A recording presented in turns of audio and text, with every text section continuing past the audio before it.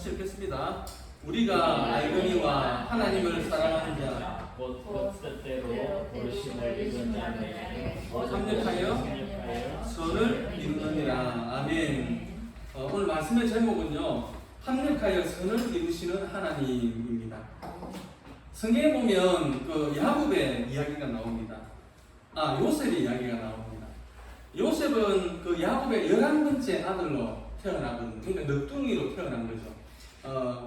야곱의 늑둥이로 태어나죠.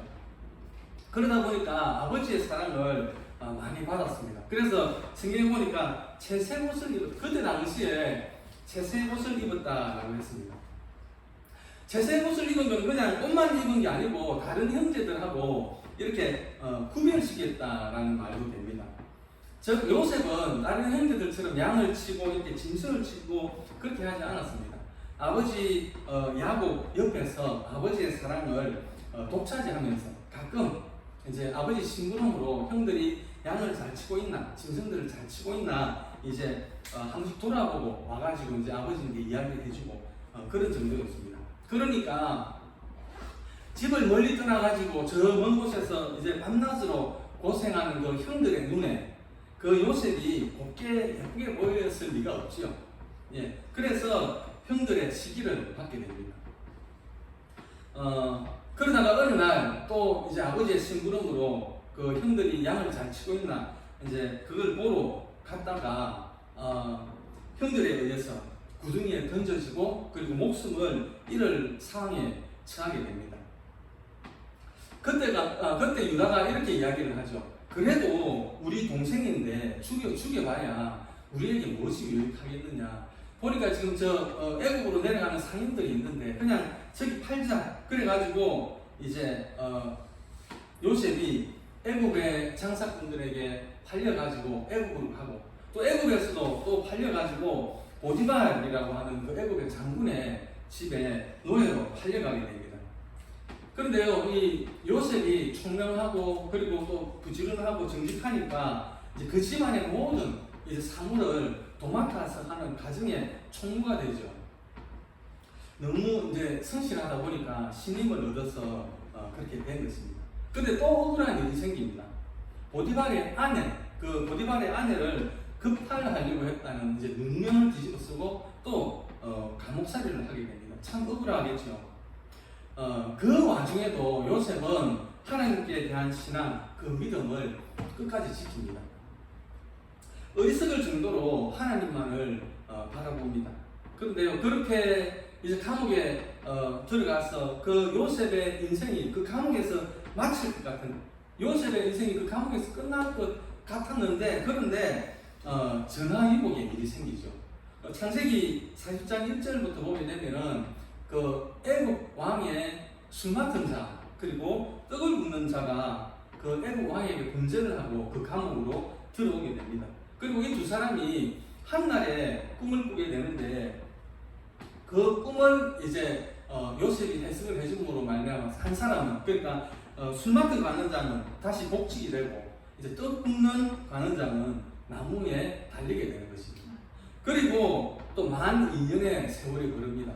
이제는 바로 왕이 꿈을 꾸게 되는데요. 그 꿈을 애국에 있는 술사들도 아무도 해석을 못하는 거예요.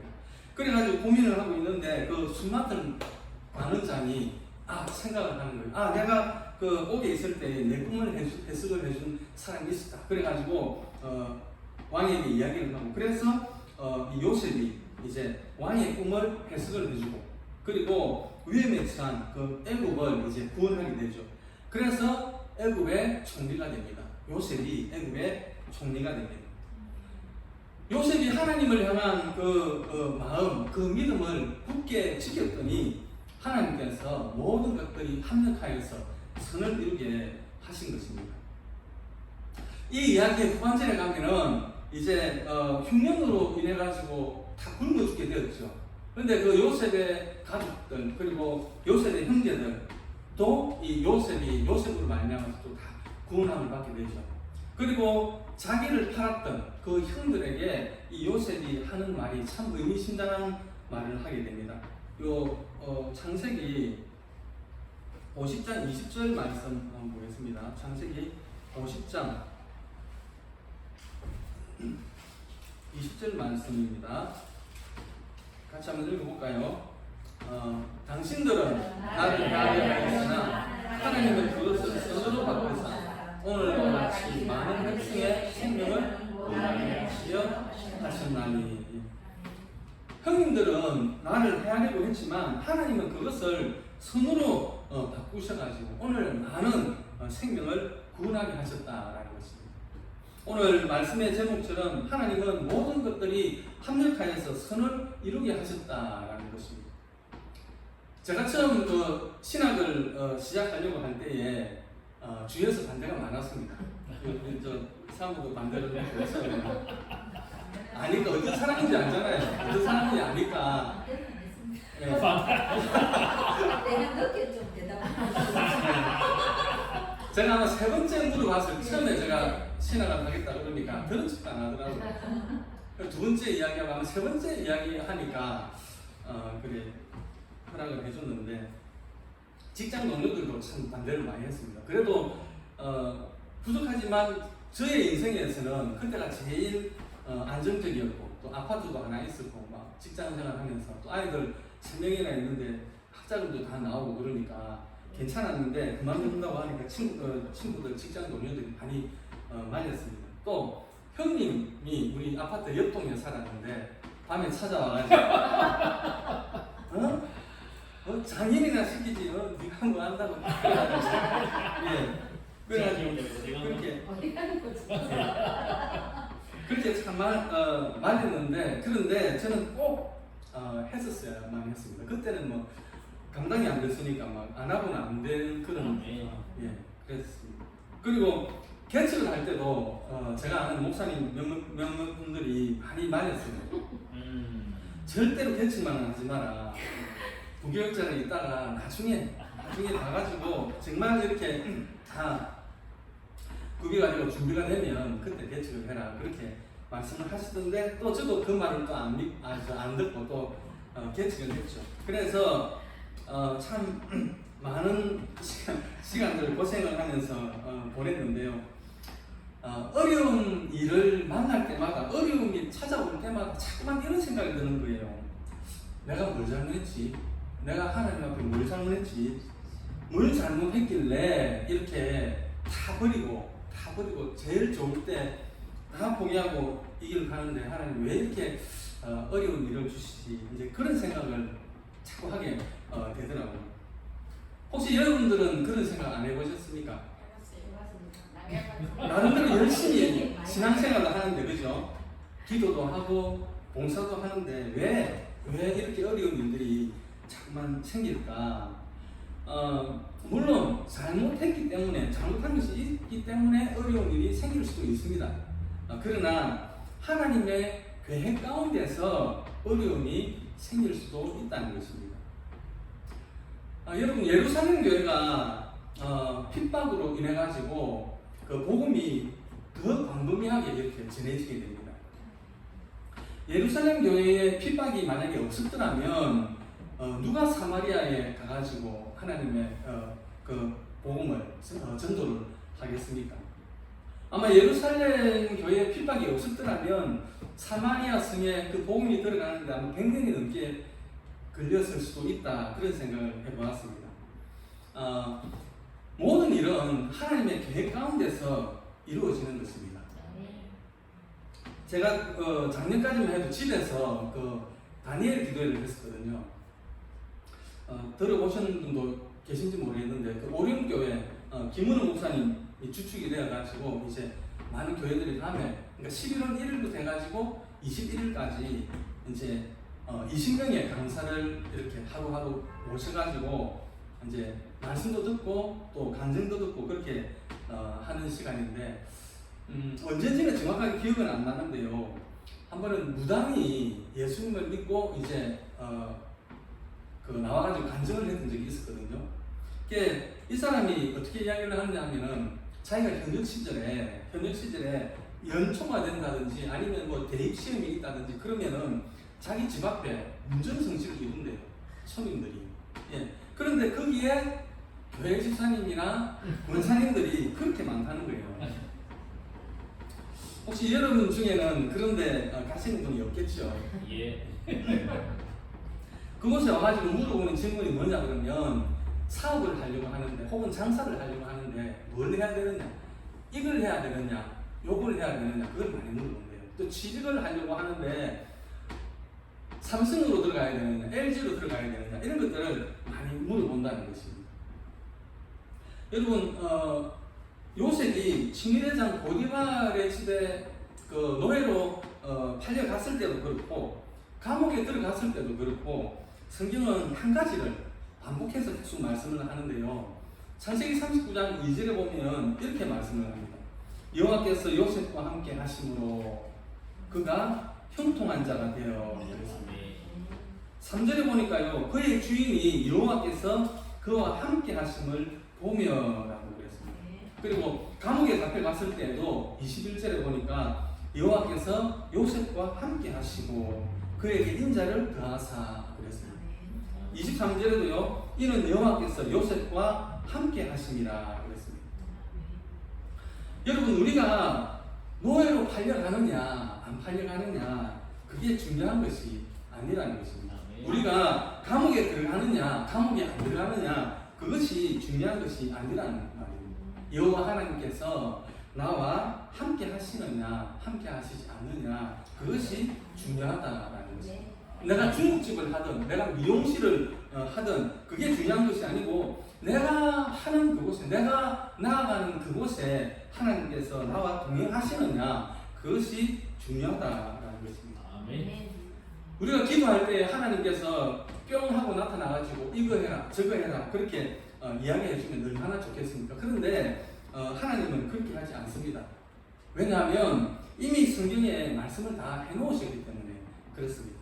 또 때때마다 이 강단을 통해서 또 우리 목사님을 통해서 우리가 행할 길들을 그때그때 또 가르쳐 주시기 때문에 그렇습니다. 또 우리는 기도를 통해서 또 알 수가 있죠. 우리 성도님들은 혹시라도 어디가 유명하다더라 어디가 신령하다더라 그런 말에 미혹되지 마시고 기록된 말씀과 이 강단을 통해서 주시는 하나님 말씀과 또 기도를 통해서 믿음의 걸음을 걸어가시는 여러분들이 되시기를 주님의 이름으로 축복합니다. 그렇게 하실 때에 하나님께서는 여러분들의 모든 걸음 가운데 합력하여서 선을 이루게 하실 줄을 믿습니다. 또 하나님이 가르쳐 주시면 알려주시면 또 어떻게 하겠습니까? 예를 들어서 언제 교통사고가 날 것이다 이렇게 가르쳐 주시면 어떻게 하실 거예요? 또 언제 네가 죽을 것이다 그러면 어떻게 할 겁니까? 아마 하나님이 그때 사람들에게 이렇게 이야기를 해주면 이 세상은 더 혼란스러워질 겁니다. 그래서 하나님은 아무것도 말씀해 주지 않습니다. 성경을 읽으면서 깨달으라는 것입니다. 믿음으로 깨달으라는 것입니다. 기도로 더 깊어지라고 하시는 것입니다.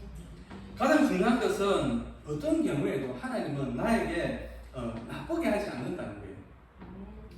악하게 하지 않는다는 것입니다. 언제나 가장 좋은 방향으로 가장 좋은 걸음으로 우리를 인도하신다라는 것입니다. 내가 볼 때 나쁜 것처럼 보이지만 하나님은 절대로 우리를 나쁘게 인도하시지 않습니다. 우리의 생각이 하나님의 기쁘신 뜻을 이해하지 못하는 것뿐입니다. 저희 아이들이 중고등학교 다닐 때 제가 볼 때는 좀 라면을 자주 먹는 것 같아가지고 제가 라면 너무 많이 먹지 마라 이런 말을 몇 번 했었거든요. 혹시 건강이 나빠질까봐 이제 그런 말을 했었는데 저도 라면을 되게 좋아하거든요. 라면을 되게 좋아하는데 그래서 어쩌다가 이렇게 집에서 한 번씩 이렇게 끓여 먹습니다. 그러면 아이들이 그거 보고 에이 아버지도 라면 끓여 먹네 그러면서 그렇게 하거든요. 아이들 말이 맞죠. 예, 아이들 말이 맞습니다. 건강이 안 좋으니까 먹지 마라 그랬으면 저도 안 먹어야 했어요. 저도 안 먹어야 되는데 건강이 나쁘니까 먹지 마라 해놓고는 저는 이렇게 끓여 먹으니까 아이들이 이제 우스갯소리로 아버지도 끓여 먹네요 그렇게 이야기를 하는데요. 여러분 어떻게 자녀들이 열심히 공부해라고 하는 그 부모님의 마음을 이해를 할 수 있겠습니까? 어떻게 자녀들이 그 콜라라든지 인스턴트 식품 이런 것들을 먹지 말라고 하는 그 부모님의 마음을 이해할 수가 있겠습니까? 다 때가 있고 이해할 수 있는 수준이 되어야 이해를 할 수가 있을 것입니다. 시편 27편 10절에 보면요, 내 부모는 나를 버렸으나 여호와는 나를 영접하시리이다 라고 했습니다. 혹시 나를 낳아주신 부모님은 나를 버릴지 몰라도 하나님은 절대로 나를 버리지 않는다라는 것입니다. 그렇게 신실하신 분이 우리가, 저와 여러분이 믿고 있는 하나님입니다. 그러므로 우리는 믿음으로 살아가야 됩니다. 말씀대로 살아가야 됩니다. 성령의 인도하심을 받으면서 살아가야 됩니다. 그렇게 할 때에 하나님은 모든 것들이 합력하여서 선을 이루게 하시는 것입니다. 오늘 본문 말씀 후반절에 보니까요, 합력하여라는 말씀이 나오는데요, 이 말씀을 우리 한국말로 번역을 하면은 함께 일하다, 협력하다, 또 원조하다라는 뜻이 있습니다. 그러니까 하나님은 나와 함께 언제든지 일을 하신다라는 말씀입니다. 성령께서 함께 일하신다는 말씀입니다. 언제나 하나님이 도와주신다는 말씀입니다. 그래서 모든 것이 합력하여 선을 이루게 하십니다. 또 선이라는 말씀이 있거든요. 이 선이라는 말씀은 탁월한, 우수한, 훌륭한 를 의미합니다. 한마디로 모든 것들을 아름답게 만들어 주신다라는 것입니다. 모든 것들을 내가 생각했던 것보다 더 좋은 조건으로, 더 좋은 때에 할 수 있도록, 이루어지도록 하나님께서는 만들어 주신다라는 것입니다. 이런 분이 우리가 믿는 하나님입니다. 그러므로 우리의 믿음은 언제나 어느 때나 말씀대로 살아가는 믿음이어야 합니다. 그러면 어떤 사람에게 합력하여서 선을 이루게 하실까? 첫 번째는요, 그의 뜻대로 부르심을 입은 자들에게 하나님은 합력하여 선을 이루게 하십니다.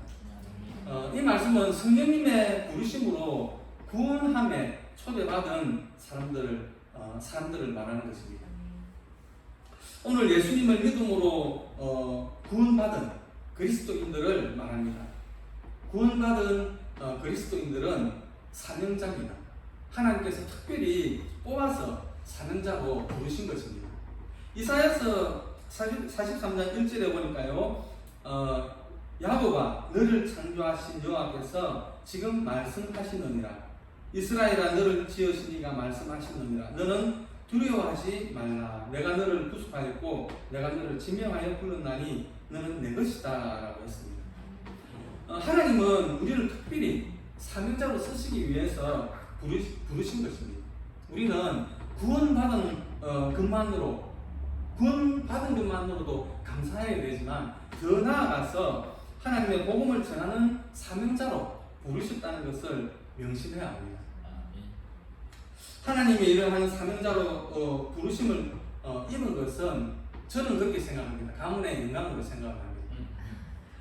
이런 영광의 기쁨을 알고 믿음으로 사명을 감당하는 자에게 하나님은 모든 것이 합력하여서 선을 이루게 하시는 것입니다. 둘째는요, 하나님을 사랑하는 자입니다. 하나님을 사랑하는 자. 부름을 받아서 사명자가 되었습니다. 사명자는 하나님을 사랑하는 자입니다.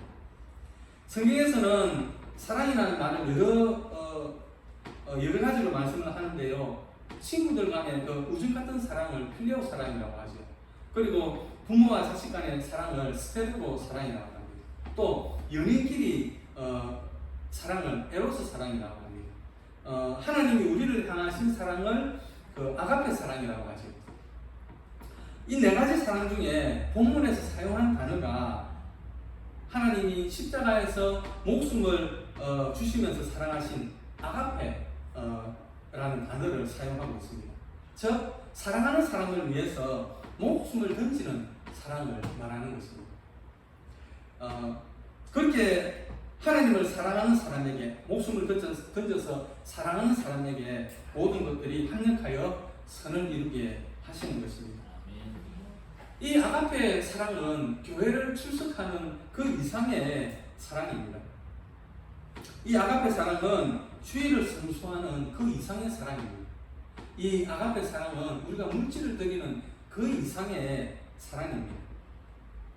아가페 사랑은 사랑하는 사람을 위해서 내가 죽어주는 사랑을 말하는 것입니다. 주님께서 십자가에서 우리를 향해서 그 아가페 사랑을 보여주셨습니다. 이제 우리가 아가페 사랑을 드려야 할 차례입니다. 아가페 사랑으로 하나님을 사랑할 때 모든 것들이 합력하여 선을 이루게 하는 것입니다. 오늘 본문에 보면은 마땅히 일바를 알지 못하는 그 연약한 인간을 위해서 성령은 탄식하십니다. 탄식한다는 것은 연약한 사람에게 접근해서 호소한다는 말입니다. 그리고 그를 위해서 중보기도 하십니다.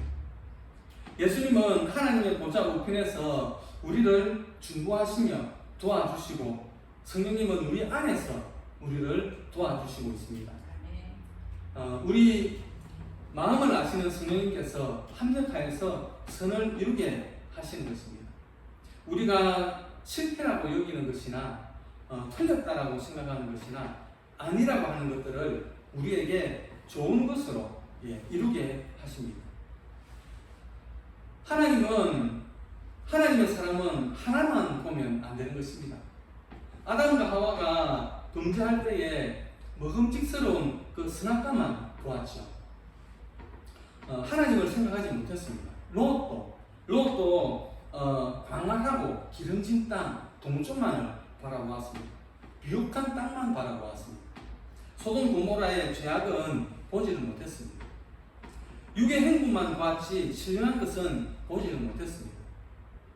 실패했다고 그것 하나에만 집착하면 안 되는 것입니다.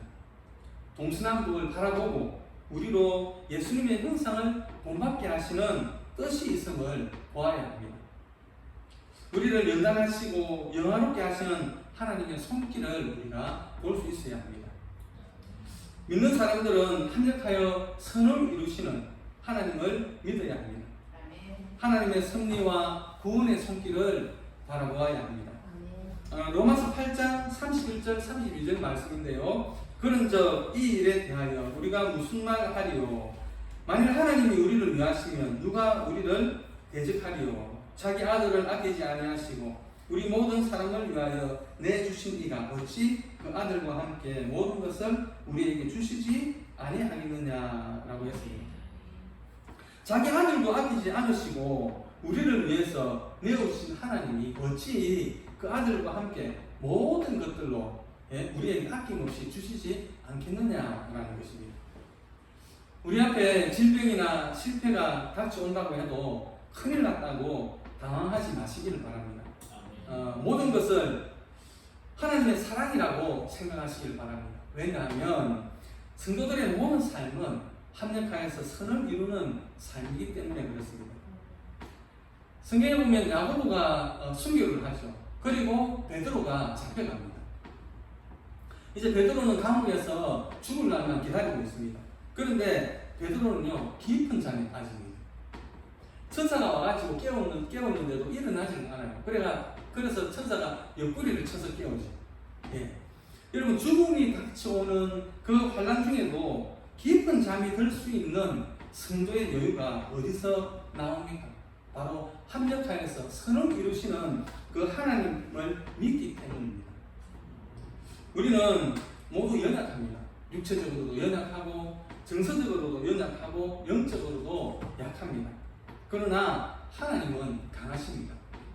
우리를 위하여 성령께서 탄식하시며 기도하십니다. 하나님께서 마침내 우리에게 합력하여 선을 이루어 주십니다. 우리가 할 수 있는 것은 죽도록 하나님을 사랑하는 것입니다. 그러면 모든 것이 합력하여 선을 이루게 하실 것입니다. 이런 믿음으로 모든 일에서 승리하시는 우리 주사랑교회 성도님들이 다 되시기를 주님의 이름으로 축복합니다. 네. 아멘. 우리 말씀을